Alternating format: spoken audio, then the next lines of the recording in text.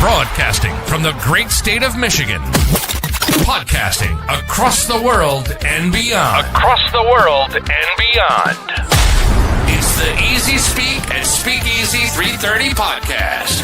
A podcast that will go in depth on local and national news, ranging from sports to beer and barbecue. We've got you covered. Get ready for Ain't My Money, Not My Problem, where we'll make the picks, you make the money. Now, go grab your favorite beverage, sit back, and join Tom, Rich, JP, a.k.a. The Giant.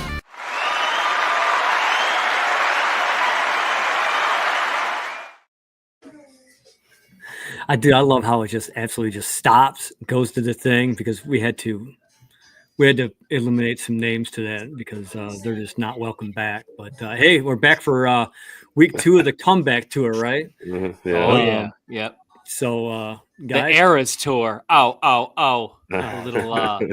little foreshadowing here, folks. here we go. Shout out to Robbie Davis. I like all the Detroit representing going on here today. Yeah, where's yours at? It's back here somewhere. Hey, listen, I will say your haircut does look a lot better today than it did 6 days ago. So I think it was just the way that it was styled that made it look so funny in pictures. Dude, so I rolled with it. You kind of look like a fat Lloyd Christmas from Dumb and Dumber. Oh, that's wow. Sending shots, dude. Unbelievable. On that note, thanks for watching, everybody. All right. Just kidding, JP. Signing off. Yeah. So, hey, we had I'm not going to say it was a momentous week of sports in Detroit, but we say there is a lot of chatter and a lot going on. I mean, we talked about earlier this week about, Bregman still holding out for somebody to sign him to that long-term deal. Tigers may or may not still be in play with that.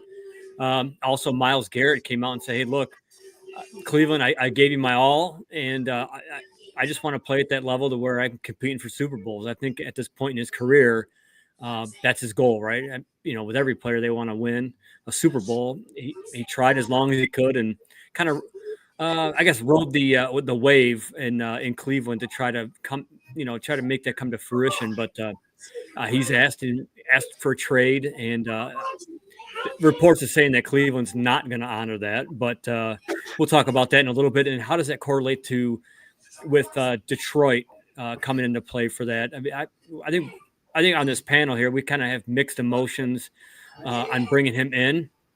We're going to talk about the Wings. Yeah, they kind of stepped on their own yesterday, but still, going 7 out of the last 8 games that they played leading up to this 2-week break. And then we're going to talk about the Super Bowl. I mean, granted, I think everybody on here doesn't really care about who wins or loses the Super Bowl. I think today is just more of it's a Super Bowl, and you have to kind of watch it and check it out. So Tom, what's your thoughts on the Bregman situation coming out of the Little Caesars tower down in Detroit? Well, I look at it this way. He is probably the one piece that this team needs to kind of solidify them as a World Series contender. Will it make or break them? I don't know. I just think once Alonso signed a 2-year deal to go back to the Mets, I think that gave Bregman as kind of the lone holdout for Scott Boras, and then he decides to go after another year, which I don't think there's another team in baseball that's going to throw a 7-year deal at a 31-year-old third baseman. But I did read a quote yesterday that I think it was from Tony Paul, the Free Press. The difference between him and Baez is Bregman hits for contact. he's not all power and that's it. I mean, the guy's a 300 hitter. He's going to give you 25 home runs. He's going to give you about 100 RBIs, maybe even more. So the risk factor signing him to a multi-year deal, it's not as bad when you compare it to the Baez deal. So do I think that at the end of the day, as that's one phrase I hate using, At the end of the day, I do think he'll be a Tiger because all indications are Houston threw another offer out at him, but there's some things going on between Bregman and Houston, and even as much to see Altuve said he was willing to roll over to left field so Bregman could play second, and there's been no biting. So I think it's between Toronto and the Tigers, and the fact that he's got familiarity with AJ, and he's won with AJ as much as our good buddy Raj Mehta would like to forget that moment. But it just makes too much sense. You got a veteran presence in the clubhouse, a lot like when they brought Pudge in here and kind of just solidified that clubhouse and having the experience that the Tigers got last year, that playoff run that we was memorable. I think that could really make this year special, and not to downtrot Jace Jung. I think he's got a big role on this team. He'll be a platoon guy, but he'll also give Bregman some time to take a day off here and there. So I think it just makes too much sense for both sides, and the closer we get to the regular teams, reporting. I know pitchers and catchers is Wednesday. I think he's going to be a Tiger. I pray he's going to be a Tiger. Just get it done. JP, what are your thoughts on Bregman? You're on mute.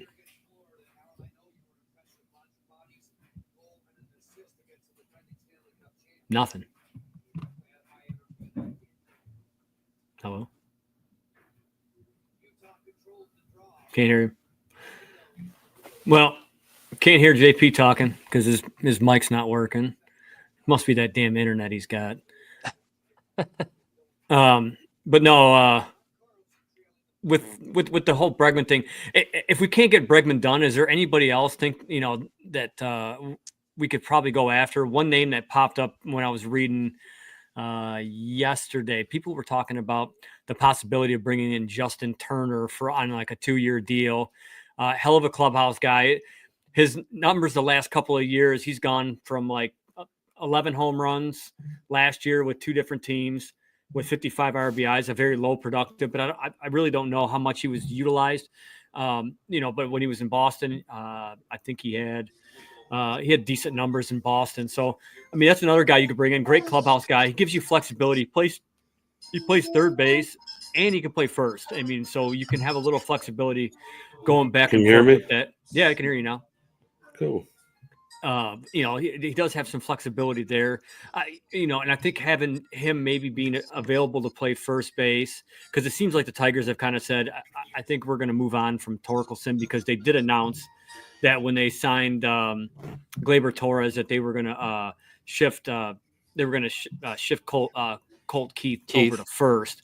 So, bringing Justin Turner, he does give you that, it'll actually help out because it'll give you a power right-hand bat, another power right-hand bat, and you can kind of play the differences between inserting him in the lineup. He also can dabble in the outfield as well. So he's a guy that can kind of platoon a little bit, but he's better off that way. JP, you got your mic going again. So what are your thoughts on the Bregman signing or lack thereof signing?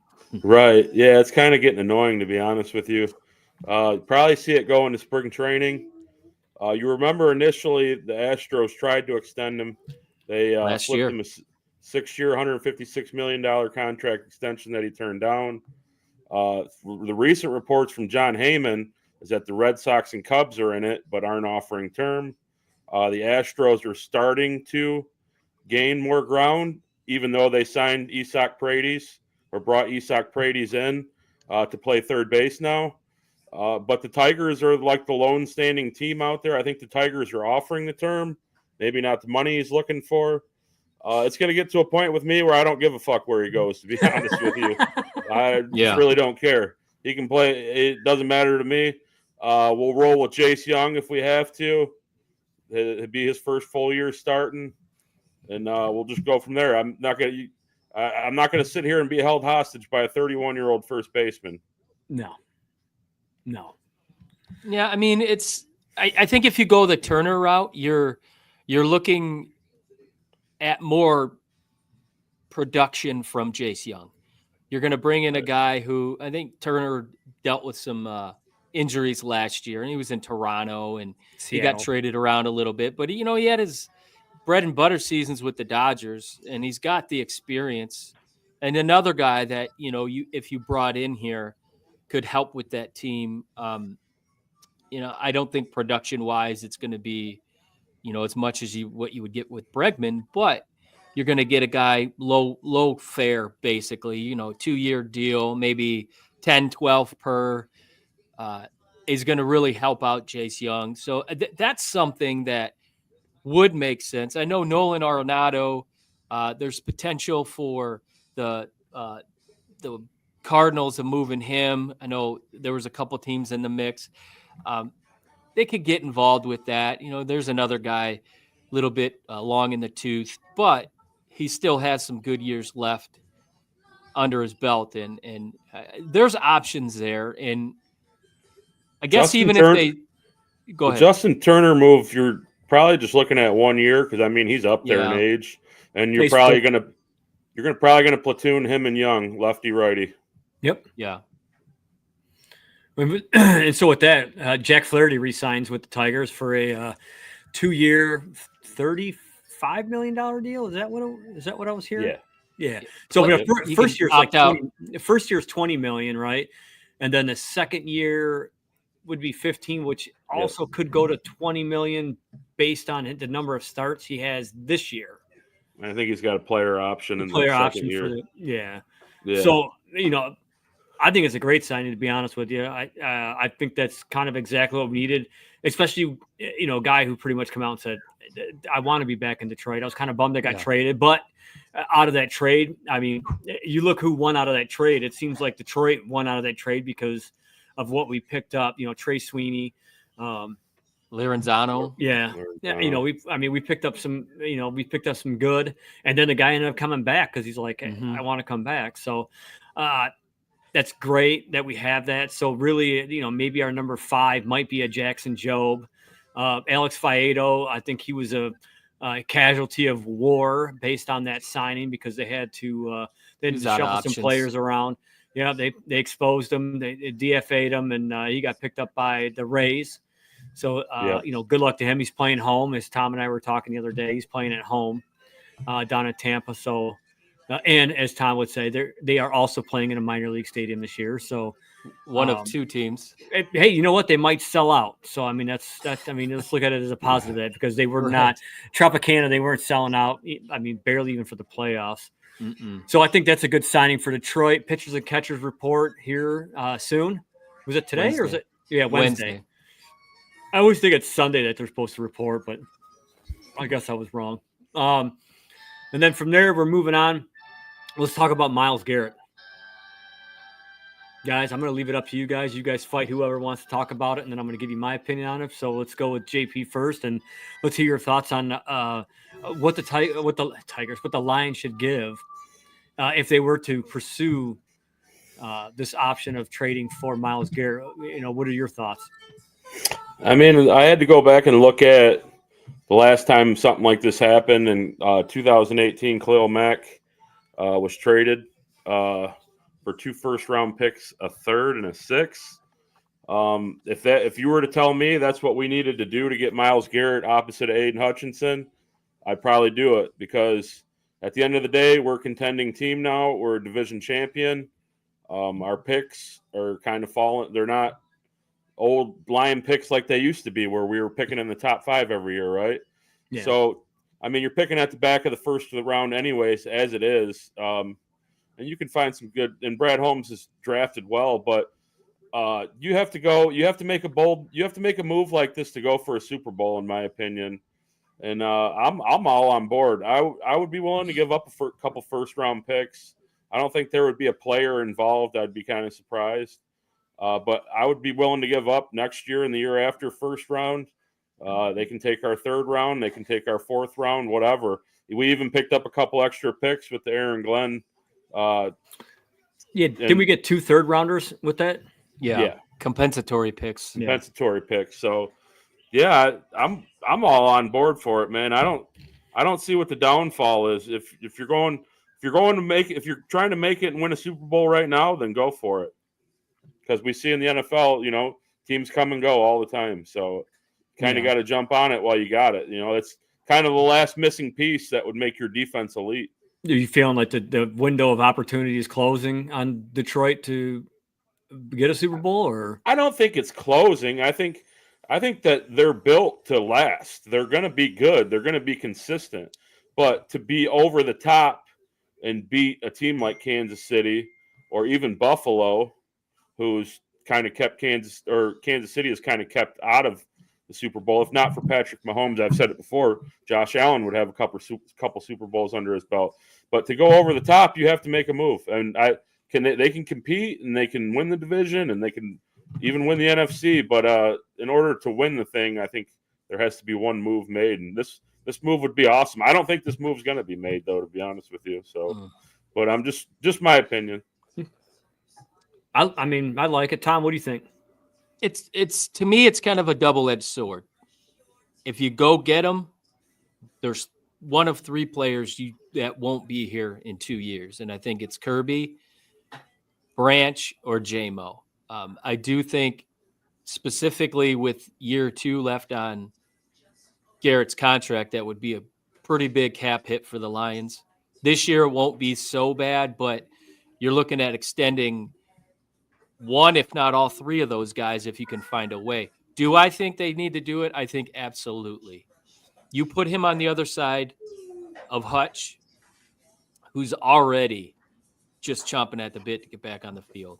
Now you look at who's in the middle.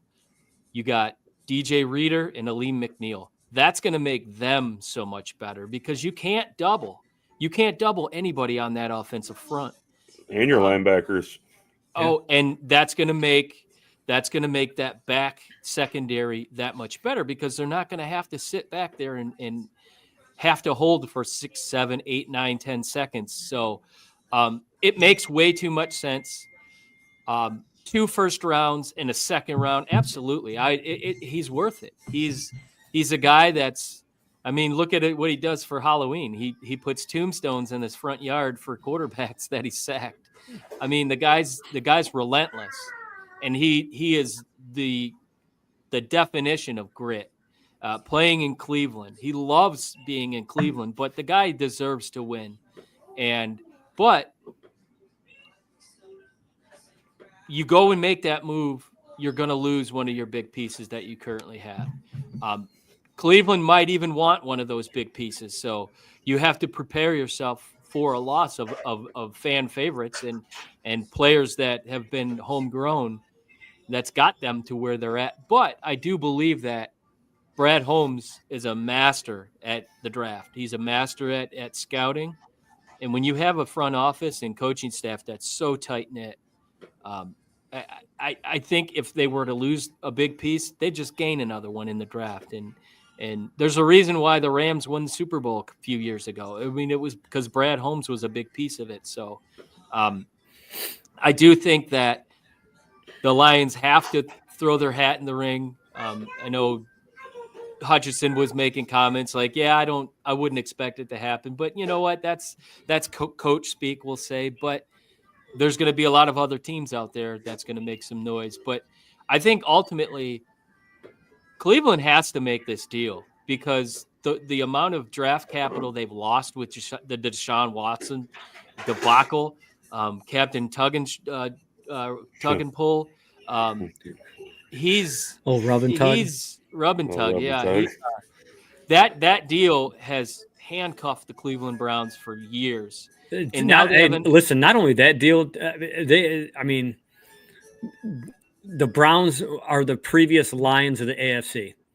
Oh, no question. Just overpaying for players.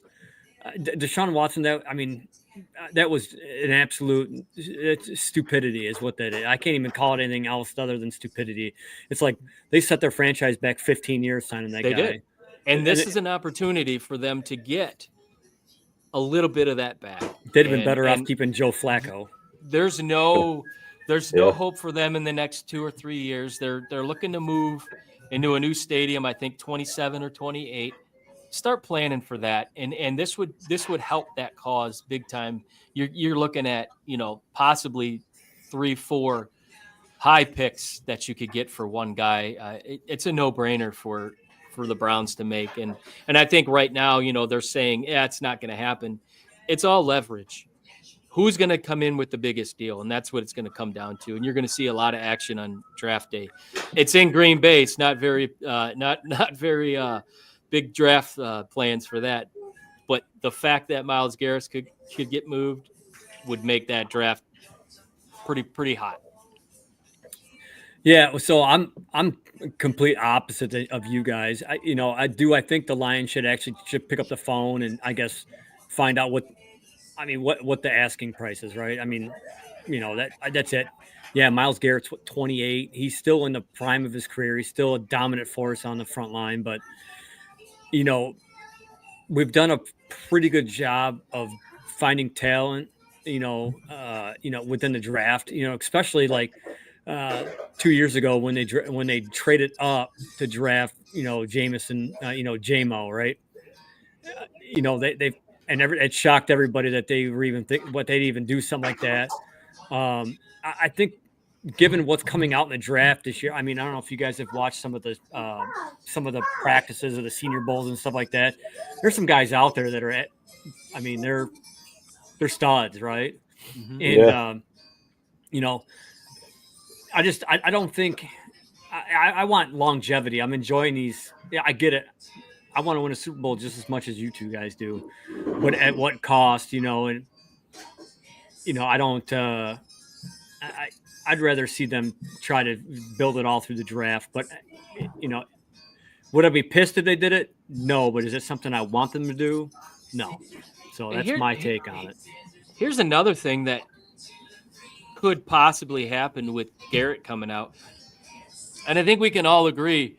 This chaos started with the Luka Doncic, Anthony Davis trade. Like, what the hell?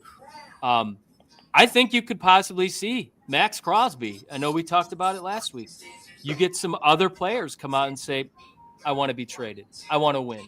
Crosby was pretty animated this week about, I want to win. But he didn't want to go. He didn't want to go to the damn Chiefs, which, you know what? I respect the hell out of that. He wants to go somewhere and build something. So, but you could start to see other big time players say, you know what? He probably said that in an interview and then went to Twitter saying, I love Las Vegas. I love being here. Yeah. I don't want to leave.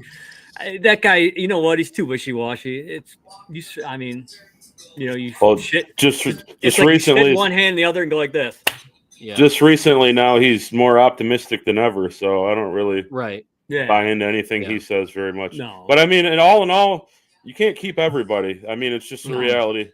It's a sport where there's a cost of doing business, right, JP? It's the cost of success. There's a salary cap implemented in the NFL, which baseball is probably headed towards, and you can't keep everybody. You can't. You're going to miss out on somebody, whether it be Kirby or Joseph or JMO or whoever gets drafted this year. That Brad Holmes turns into an All-Pro like he's done in each draft since he's been here. Like it's just reality, man. You get them while they're young and while they're cheap, and you try to build off of that, and you try to make bold moves like this Myles Garrett move. I'm not hanging my head on it. I'm not going to be sad and upset if they don't go get Myles Garrett or Max Crosby. It is what it is. No. I think lot of the pundits and local media here in Detroit are kind of setting fans up for failure. Oh yeah, breaking Drews. Breaking news in the world of no shit. Adam Schefter reporting Aaron Rodgers unlikely to return to the Jets. Here's my comment on that. Hold on. Who's surprised by this? Not me. Nobody. Not Who's me. their coach? Who's the coach of the New York Jets? Aaron Glenn putting up with that. Do you think Aaron Glenn would put up with his nonsense? No. You want to go? You want to go smoke your ashwagandha or whatever the hell you buy? See ya. Ayahuasca. You want to go to the Egypt on the a life-changing vacation? Don't come back. Hey, watch. Just watch. Watch him go sign a 1-year deal with the Vikings. Come back to NFC North. I think he's done. And then Sam Darnold signs in Las Vegas. I think he's done. I do too, but I can see Tennessee or we were just talking about this team, Cleveland. Although I did see Cleveland was looking at bringing Kirk Cousins. You like that? You want to talk about a bust? Yeah. Well, he's from Ohio, so he might want to dabble for a year, I guess. Ooh, get some more money. Tennessee's going to draft Shador number 1. First of all. All right, let's hold on. This is not even on the docket to talk about. You know what? He's a hell of an athlete, but he is not an NFL quarterback. Prove me wrong. I mean, yeah. I mean, he's going to have to prove us wrong because we haven't seen him throw an NFL pass yet. I don't. But he's got a good hype man. His dad. Well, yeah, of course, and I like Cam Ward better anyway. But I'm not going to sit here and say that I think Shador isn't an NFL quarterback. I think he could be good. Not a number 1 overall. That's how the cards are falling right now. Oh, yeah, I know. Yeah. I mean, well, see, again, the NFL's a business, right? And if they can get somebody with flash, I guess, like that. Tennessee's going to need an offensive line. Yeah. He's going to be running for his life. That's the downside of it. All right, so now I'm going to let you guys talk about the Pistons because it is really something I never follow, except for the occasional basketball game every now and then when there's nothing else to watch. But the Pistons made a couple trades before the deadline, and I'll let you guys speak on that. And I don't know if they're good or bad, but I'm going to assume that they're okay. I think Dennis Schrader, even the Dennis Schrader deal. Dennis Schrader, he was on 3 different teams in like 48 hours. It's kind of crazy how he bounced around. It was all trade moves, but he ends up here. And the other night was a glaring reason why he is going to be needed on this team. Cade misses because he's got an ankle. He steps on a Cleveland Cav late in the 4th of the game the other night against the Cavs. He misses the game against Philly on national TV, the first national TV game of the year. And the Pistons go crazy in the first half, put up 78 in the first half. But then Philly made their way back, and the guard play was kind of one of the reasons. So Dennis Schrader's a point. He'll be able to come in off the bench and kind of give that veteran leadership. He's played down in some playoff games. He's capable. I think he averages about 14 points, 4 or 5 assists a game. It's going to be needed because they had Asor Thompson kind of running the point in that second half. And he's not a point guy. He's a 2-3 who can attack the basket, and that's what you want him to do. You don't want him, carrying the ball up the court. So I think that's going to give them a little bit more depth on the guard play, and guard play is huge in basketball, and it's a fast game, and you don't see old school where they're attacking the block, and centers are more out on the perimeter than anything. So I think it was a smart move. They didn't lose any of the core guys that they have. That's kind of put them where they're at. That's the one thing that you look at the most. They didn't give up anybody. They didn't give up Isaiah. They didn't give up, a Duren or an Ivy. These guys are going to be the core, moving forward. And I like what Trajan Langdon has been able to do. He's kind of, got a little something for a whole lot of nothing. And it's a guy that'll come in and help kind of day one. So it'll be fun to watch. Yeah. What's your thoughts, JP? Yeah, he kind of wheeled and dealed around. Ultimately, none of the moves that he made ended up going against the cap. You get a rental for Jaden Ivey being out for a year. Schrader, who's been on 8 teams in 11 years, probably be on the move again. They also picked up Lindy Waters in the deal, who's another young guy that's been on 3 different teams and however long, 5 years he's been in the league. But yeah, a lot of execs in the NBA kind of commended Trajan Langdon for the way that he handled himself around the trade deadline. There were even some services that gave the Pistons an A+. He kind of he made the right move. They're probably going to be a 6 to 8 to even play-in team. And it just gives you a little 6 right now. So it just gives you a little assurance going into the playoffs without Jaden Ivey. Obviously, I think better things are to come with the Pistons. So it's just the beginning. But, yeah, good move. Schrader, 14.5 points, 5 assist guy a game.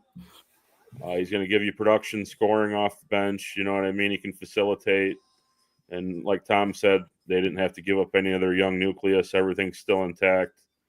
It's just a little small move. But yeah, we're gonna see some good things from the Pistons. I really believe in all the executives we have here in town. Maybe there's nobody that I can even single out that I don't believe in. I think Iserman's Iserman's kind of been the one at most questioned right now. So, but yeah, I'm all for it, man. It's a good move. You got a vet. And once you get into the playoffs, man, you never know. I mean, it's not as wild as hockey is, but things can happen. The Pistons are so athletic. They can run up and down the court. And there could be a matchup, a nightmare for a lot of teams. And they've kind of taken the tone of their coach. JB Bickerstaff is a fireball, man. He goes after it. And I think his players are following suit. And back to what you were saying,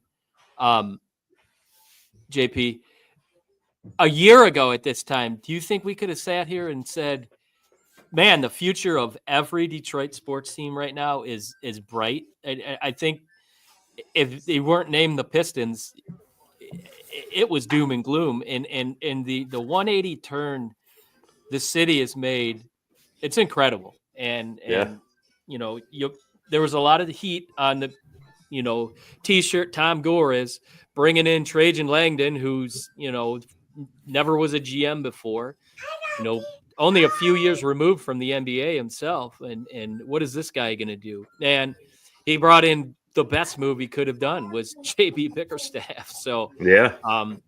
So I love what I see. And it's almost like a combination of the bad boy and the going to work Pistons that we have on the court right now. Yeah. I mean, it makes a world of difference when your head coach actually wants to be here, huh? True. Yeah. Absolutely. Instead of just taking a paycheck like the previous guy, right? Right. What a disappointment that was. Terrible. So, thanks, guys, for updating me on my Pistons knowledge. I'll make sure I remember that for next week. Anyway. You're going to need it. So, let's talk about the Red Wings, right? The Red Wings finished the last 8 games, 7-8. They fell yesterday to the Tampa Bay Lightning, score of 6-3. So going into the 2-week stretch that they have, 2-week off period that they have because of the 4 Nations tournament that they have, in lieu of an All-Star game. I think you're going to see probably more trades maybe done during this next 2 weeks with the NHL, period in general, because it'll allow some of these teams that want to make those trades, especially if you got guys that are coming from the U.S. going into Canada.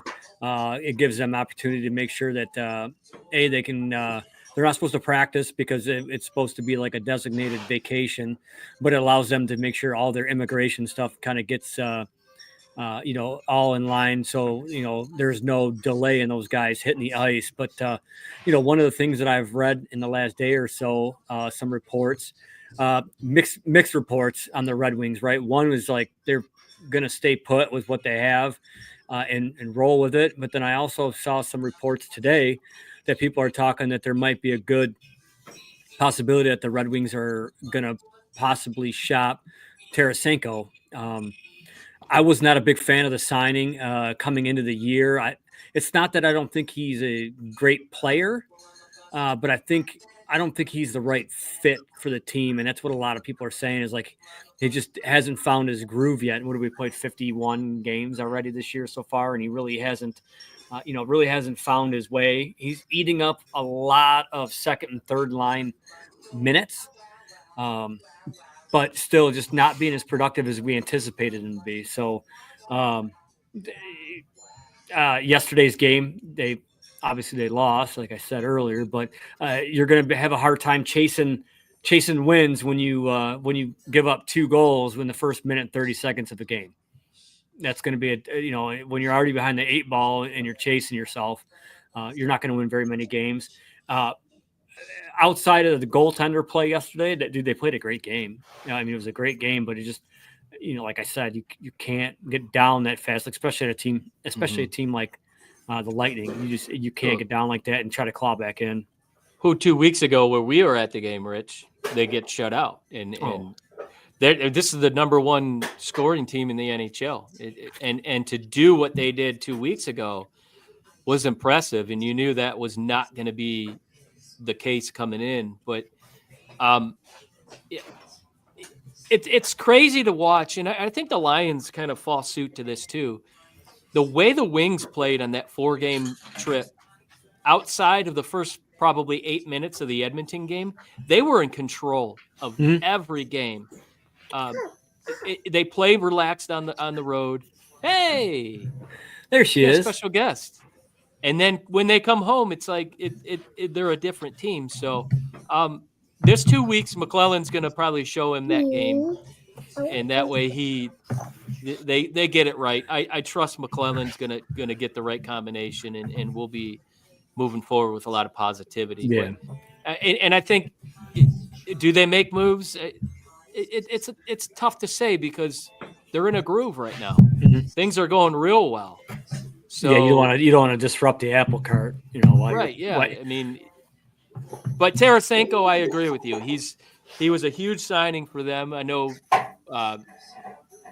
there was a lot of recruitment going on by Patty Kane to bring him in, and I don't know if it's a pressure or he was comfortable playing in Florida around all those weapons, but just hasn't equated. And if they were to move somebody, I think you could get something for him, and you're not going to really interrupt a lot of the chemistry that they've got going right now. No, a lot of people are saying, bring up, you can bring up another young kid from Grand Rapids to slide in their spot. Yeah. And they're not scoring in Grand Rapids. They're playing well defensively, but we need a top line scorer to come in here. Yeah. Do you guys? I know JP doesn't have a lot to say about hockey. No, I don't. But do you guys see Yzerman actually making a significant move, or just kind of like smaller moves to like marginally get better? Yeah, I think if he's going to make a move, my personal opinion, it's going to be on the back end. It's going to be on the blue line. Jeff Petry's out right now. I mean, that gives you some experience. Not that I'm a huge fan of Jeff Petry, but I mean, he's how should I say it? I think he's kind of past his prime a little bit, per se. But, I mean, he's still a solid option to have on the back end of that blue line. But he's been on the IL or the IR for a little bit. And, hopefully, if he can't come back, we're going to have to try to find another person to, I guess, bolster it to make sure we have some good depth, especially if we're trying to make a run in the playoffs. But again, the Wings here's the thing is like everybody wants to see the Wings go to the playoffs. I don't want them just to go to the playoffs. I want them to actually compete in the playoffs, right? There's a different balance, right? I mean, if we can show that, we can compete and get there like we were last year, but you got to remember, we tumbled last year right around this time too, where we were high expectations and, we kind of, crap the bed per se. So if I do see him, it's going to be a blue liner. I'm pretty sure. I think, they might use Tarasenko as that chip to get a blue liner. So, I mean, there's a lot of rumors out there, but who knows? I've been surprised before, so if they stay in put, they stay in put. If they make a splash, they make a splash. So, but I don't think right now is the time to go and give away some of the future for a rental. So that's my opinion. I mean, Rich, they haven't made the playoffs in 8 years. As a not really Red Wings fans, but Detroit sports fan. I mean, let's just make the playoffs and get in. I mean, hockey is the only professional sport that I can think of, major professional sport, that if you get in, anything can happen. So you're 100% correct. But you know, if you get a wild card spot, like you might open up playing against Toronto in a game of 7, in a 7-game series. Right. We just don't have that. We can't roll 4 lines like Toronto can. I mean, and a lot of these teams in the top 2, top 3 in the division, they roll 4 lines all night long, every night. Go back to the Wings of old. Yeah, they were running their 4th line could score and hit, and whenever they were on the ice, there was no kind of downturn. But to your point, JP. I mean, if you look at it this way, I mean, how many? It's like football, right? It's any given Sunday, right? It doesn't matter what it is. It's any given Sunday. If you get in there and they might lose their best player and it gives you an advantage, right? Or a goaltender doesn't make it in there, can't play for some reason. You're right. Any given Sunday, but I mean, I want them to be competitive and at least get past the first round and not get swept out, not get embarrassed in the first round. So, So similar can be said with the Pistons. Want to see them get in, but want to see them compete. Hi. Hi, Papa. Hi. Hi. Papa, you should call me old? I think she's talking to her toy. Oh, okay. Well, thank you for joining us. You got anything else you'd like to say, Ansley? Special guest. Can't hear you. I know. So, enough on the Red Wings, but let's talk about the Super Bowl, guys. We got to talk about it. Well, I hope they both lose. I wish we could make that happen. Yeah. Detroit's going to be represented in the Super Bowl with the head official. Yeah, Ron Tolbert. Oh, man. So that'll be interesting. Wonder if he's got his Mahomes onesie on underneath his referee outfit. Did Green send him a love letter this week over that or what? No. That's his buddy, I thought. Well, we can't talk about referees on the airwaves. No, especially ones that their names. No, don't even. Can't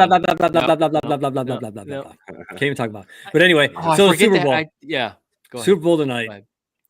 So real quick, we'll go across the board and we'll talk about who we got, right?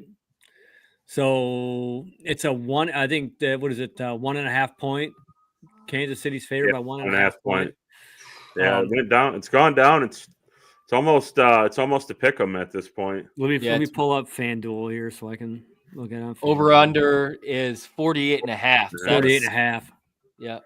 And then the money line Philly plus 100. So yeah. So JP, who you got? And why? Who you got and why? I want to say that the Eagles are the better team and have the better roster, but Kansas City Chiefs, man, they just got this guy named Patrick Mahomes who just always seems to make shit happen on the last drive. And I think I'd give Philadelphia the edge on defense. Jalen Hurts really hasn't shown the ability to throw the ball downfield much. I think he does it more with his legs and obviously Saquon running. But yeah, I just think that Mahomes is going to find a way to.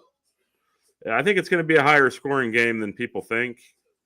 But I think Mahomes finds a way to do it on the last drive. It's just what he does, man. It's Travis Kelce is going to make a big play in that game or a touchdown could possibly put the Chiefs over the top. And obviously, I'm not even just saying the Chiefs are going to win because all the referee conspiracy bullshit and whatnot. I just feel like just feel like they're built to win it, man. Their defense is highly undervalued, I would say, not underrated. Undervalued. Steve Spagnuolo has been one of the best defensive coordinators in the NFL for a long time. I think he's got 5 Super Bowls or 4 as an assistant under his belt or something like that. So Andy Reid, obviously one of the best offensive minds that we'll probably ever see. So, yeah. So, hey, hold on. So you're saying it wasn't Eric Bieniemy?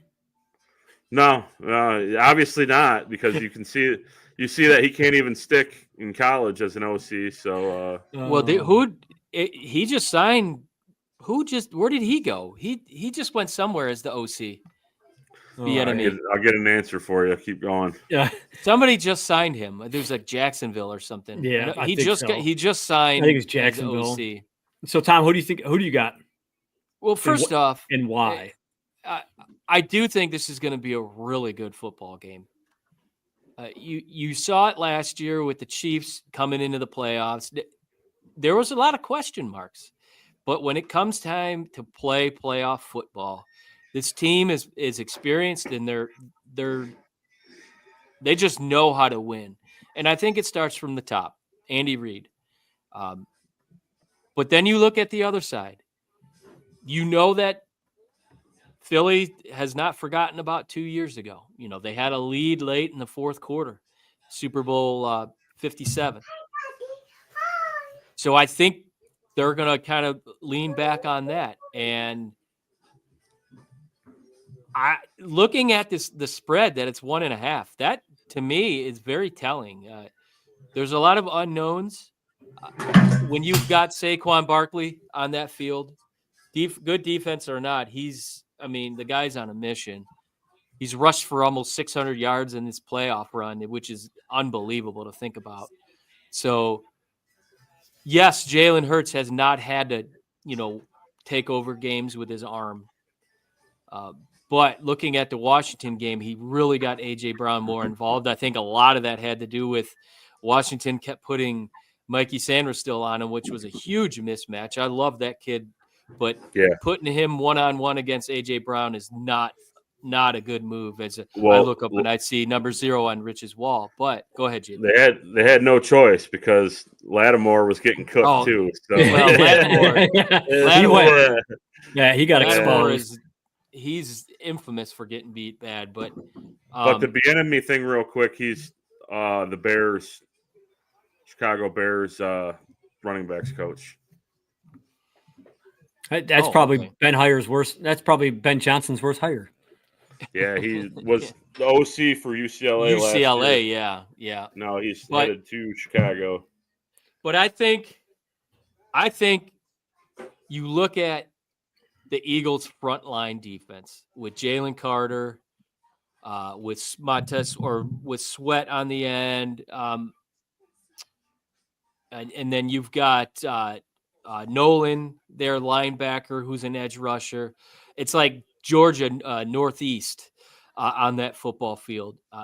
And Braun, the linebacker who was up for Defensive Player of the Year. Their defense is solid. And I think the big question mark is, hey, can you keep Mahomes beyond the line of scrimmage? And I think Bond's going to be the guy that kind of like spy on him, give him that opportunity. And if you can limit Xavier Worthy from, getting open in the field, I think the Eagles have a really good chance. I do think it comes down to last possession in this game, which really kind of how it ended up 2 Super Bowls ago between these two teams. My heart wants the Eagles to win, and I'm going to go with my heart. I think it comes down to the kicking game. Both kickers have been a little suspect. Butker coming off a knee injury, and Elliott, who's kind of getting in his own way a little bit. But so being the Dome, that won't really matter. So who's got the ball last? I'm going to say Philly's going to get 27-24. I like the Eagles to fly. Eagles fly. I wonder if Kansas City and Philadelphia's kickers have been to massage parlors recently. Oh, yeah. Justin Tucker invited him. Yeah, Justin, him and Deshaun must have been hanging out with Robert Kraft. Yeah, probably. Or as Antonio Brown would say, Justin Tugger. Justin. He was a cracker of the week last week. Cracker of the week last week. Oh man, yeah. For this game, whatever. Like I said, I hope both teams lose miserably, but I'm tired of, I'm tired of the whole parade and charades around the Chiefs. Do I think the Chiefs are a good team? Absolutely. They have all the weapons that they need. Mahomes, for quarterback reasons, he is a game changer, and everybody knows that. But however, I feel that it could be some redemption time for the Eagles to come back and win. Just kind of like what Tom said is, their defense, their front, their front four is good, middle linebacker is good, but let's not forget about Cooper DeJean. That's Antonio Brown's favorite cracker on the Eagles. It is Cooper DeJean. So, but with that, I think it's going to be. I honestly think it's going to be a high scoring game. I think it's going to be over. It's going to be over the 48.5. I'm thinking it's going to be 31-27 around that. I think it's going to be a high scoring event. And kind of like what Tom said, I think it's going to be the kicker. I mean, what kicker is going to hit the field goals when they need, when they really need it. So, other than that, but I saw something interesting here. If it was Super Bowl comes what? Good prop bets, right? So let me pull this up here because I found this very interesting. So novelty prop bets, things that are allowed and not allowed in your state that you can't bet on, right? So a lot in Michigan. So since we're in the great state of Michigan, we can bet on a coin toss. That's perfectly fine. What we cannot bet on is what color Gatorade is going to be. Mm-hmm. The time of the national anthem, we cannot. Halftime show, we cannot. MVP award, we can. Yeah. So I was kind of bummed out because I wanted to place a bet on the how long the Super Bowl national anthem was going to be. So between us three, are we going over or under 2 minutes? Who's doing it? Yeah, who is doing the national anthem? Hold on. I mean, if it's a country singer, I'm going to go over because naturally a little bit slower and a little bit more animated. If it's somebody more like poppy or like rap R&B, then I'd. Well, it was Stapleton last year. John Batiste. I have no clue who the fuck that is, so I don't know. I guess I'll just say under. He's a five-time Grammy winner. Really? Sing. Native of New Orleans. Batiste Rich, can you sing 5 Grammys? Yeah. Can you sing one of his songs for me? Like No. sing one song? Is it? Yes. Ready? Yep. Oh, say can. That's about it. Not the one he's singing. I'm talking about the shit that he's winning Grammys over. Crickets. I don't know. Hey, they said he won a Grammy. Doesn't mean he's singing. He might have been writing them. I just wanted to see if you were singing, if you would sing it. That's all. Now that you said that, I'll probably look it up afterwards. We got it, Tom?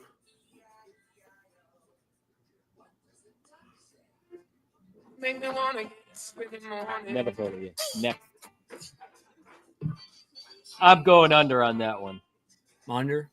Yeah. Under. So last year, I think we over. all got duped. It was like a minute 45 was the prop bet for Stapleton. And we know Chris Stapleton, who is, if not named Luke Combs, he's probably the second best country artist out there right now. Not Beyonce? He like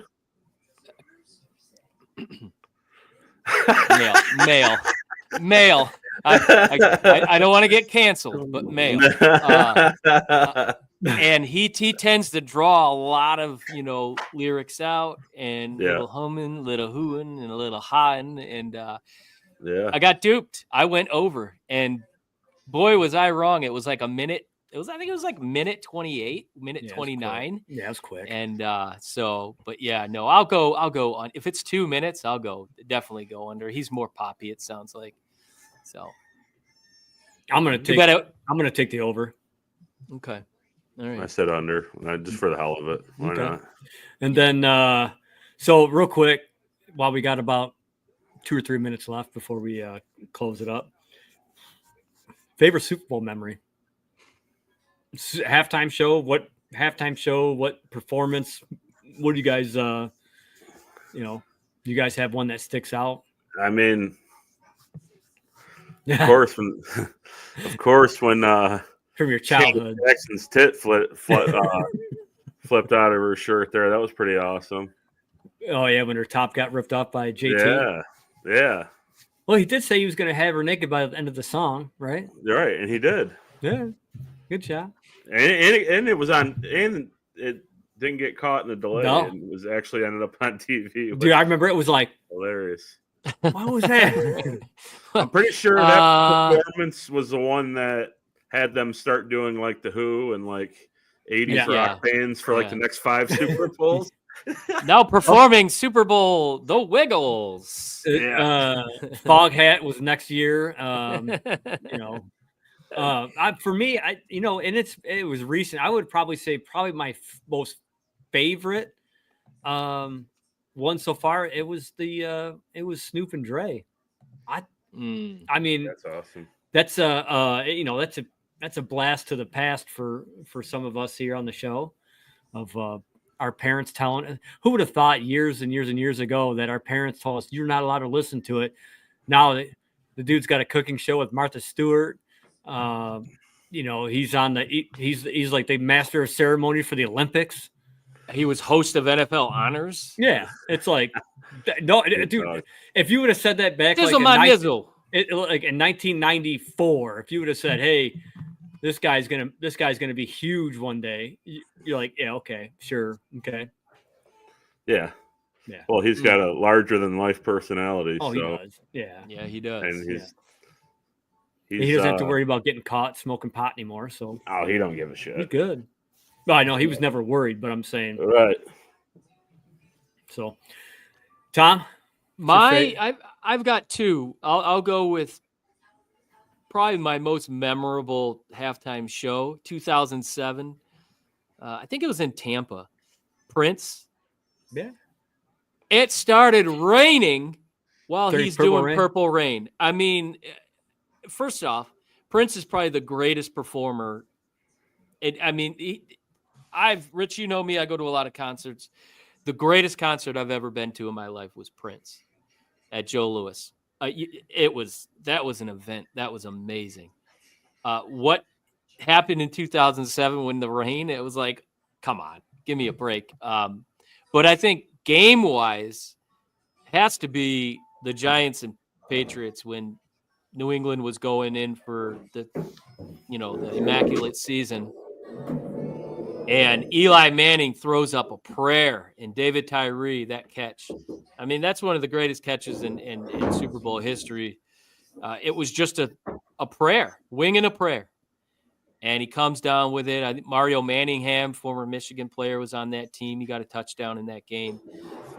Just that one play changed the trajectory of football history. Kept the 72 Dolphins streak alive. And you would have thought that year was the one year you're going to see Randy Moss get a ring, and it just wasn't to be. One play changed so much. So I think that's a huge memory for me.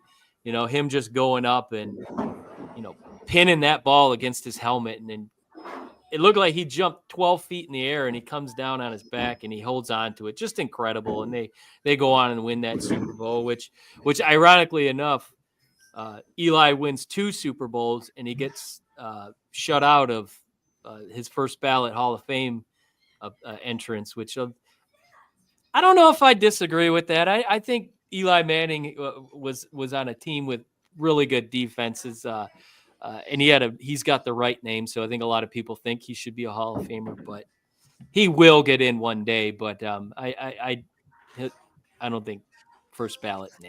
But no, that definitely was it for me. Cool. All right. Well, hey, that's all I got for today. Yeah, we're good. So with that being said, JP, enjoy your Super Bowl party. Yeah. Tom, I'll see you in a couple hours at the Speakeasy for some Super Bowl. So it's nice, about 72 degrees in here in the Speakeasy, and we're ready to get it going. Good deal. All right, fellas. Oh, hey, by the way, next week I'm not going to be here. I'm going to be out of the country. So, but if it's early enough on Sunday, I'll try to get in. Next week, the Daytona 500. Next week. Next week. London, England. Hell yeah. Yeah, that'll be a good appearance live from the underground. Literally the underground. You're in the underground right now. The cell service isn't that great, so you're not attending any like gangbangs out there, are you, by chance? All right, on that note, roll the credit. See you guys. Thank you for tuning in to the EasySpeak at Speakeasy 330 podcast. Don't forget to like, subscribe, and follow us on Facebook, Twitter, and YouTube. Check us out on Apple Podcast, Spotify, or wherever you get your podcasts. We look forward to sharing another cold one with you right here next time for another fun-filled episode. Cheers.